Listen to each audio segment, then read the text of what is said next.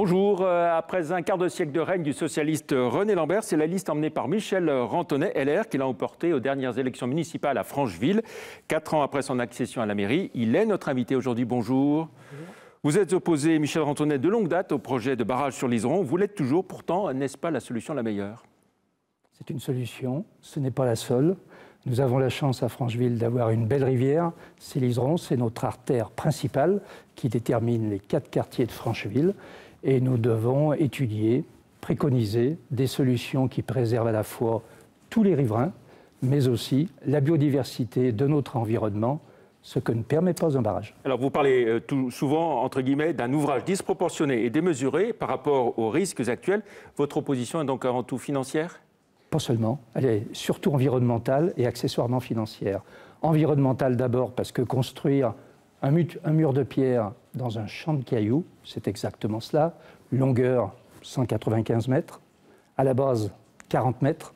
C'est un gabarit énorme qui nécessitera une carrière au pied d'un quartier, le quartier de Bel-Air, pendant 2 ans avec des tirs de mire quotidiens. Donc un mur de pierre dans un champ de cailloux, c'est assez disgracieux. Je rappelle que Francheville compte plus de la moitié de son territoire en espace vert classé.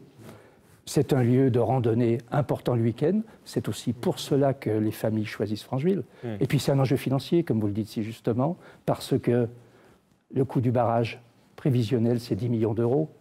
Mais le budget de fonctionnement de ce barrage n'a jamais été étudié avec le sérieux qui convient aujourd'hui. Et pour vous, quelle est la solution alternative alors?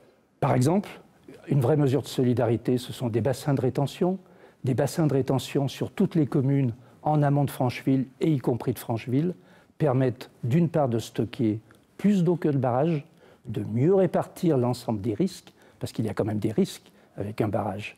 Et puis enfin... Et quelle est la différence réelle entre bassin de rétention et barrage finalement? C'est que vous en faites plusieurs de bassins de rétention. Vous faites plusieurs digues. Et donc vous stockez l'eau à différents endroits. Alors qu'un barrage, si vous acceptez... Il en faudrait quand même un au droit de Francheville, j'ai envie de dire. Un bassin de rétention, bien sûr, mais avec la seule différence, c'est que si vous construisez un seul ouvrage, un seul barrage, pour protéger d'une crue centennale, que se passe-t-il un jour si le barrage déborde? À moins d'1 kilomètre, j'ai 6000 habitants. Ils ont le droit d'être respectés aussi. Vous faites peur, vous cherchez à faire peur là? Pas du tout. Alors, est-ce que ce n'est pas un combat perdu d'avance que d'être opposé à ce barrage, dès lors que la métropole de Lyon y est favorable, et puis on va dire les autres communes alentours y sont favorables aussi? Ce sont des enjeux qui s'étirent sur un temps très long. Donc pour l'instant, la seule solution étudiée, c'est celle d'un barrage. Je me battrai aussi longtemps que je serai maire pour étudier des solutions alternatives qui protègent et les riverains et toute la biodiversité qui est la nôtre à l'ouest lyonnais, bien au-delà de Francheville. Alors en dehors de ce projet de barrage, quel bilan dressez-vous de votre action à la tête de la mairie de Francheville depuis 4 ans? Eh bien, l'une des raisons pour lesquelles nous avons été élus, c'était de répondre à un certain nombre de préoccupations, notamment l'imposition qui était particulièrement confiscatoire sur Francheville. Nous avons commencé le mandat en baissant les taux d'imposition.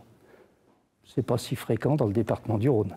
Nous l'avons fait, avant même de connaître l'annonce de la baisse des dotations. Nous avons baissé les taux d'imposition et aujourd'hui, nous sommes salués par la presse, que ce soit Canol. Canol notamment. Un mot sur un de vos projets marquants, le parc sportif, 6 millions d'euros d'investissement. Quand est-ce qu'il sera 5 millions, c'est déjà beaucoup. Quand est-ce qu'il sera opérationnel? Eh bien, ça y est, les travaux démarrent.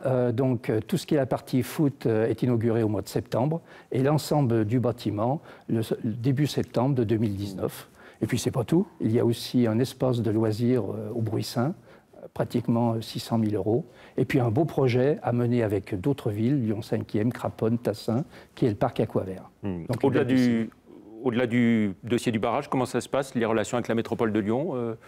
Les relations avec la métropole de Lyon, je dirais, méritent un grand intérêt parce que c'est quand même l'avenir de cette belle métropole de Lyon.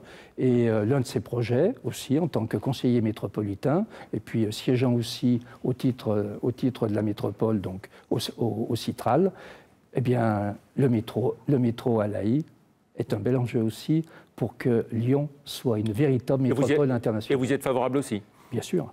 Imaginez un instant un métro qui ferait... Là, vous n'êtes pas sur la même longueur d'onde que certains élus LR de Lyon, par exemple. Ah, mais nous sommes un groupe très diversifié et je dirais toutes les tendances méritent d'être représentées. Mais imaginez un instant un métro à Bellecour, Eurexpo jusqu'à Saint-Ex. Là, la métropole de Lyon aurait un grand M.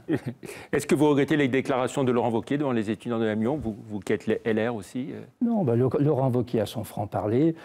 Tous les hommes politiques, quelquefois, font des excès de langage. Nicolas Sarkozy, Alain Juppé, Valérie Pécresse? C'est pas grave, c'est un défaut de jeunesse. Oui.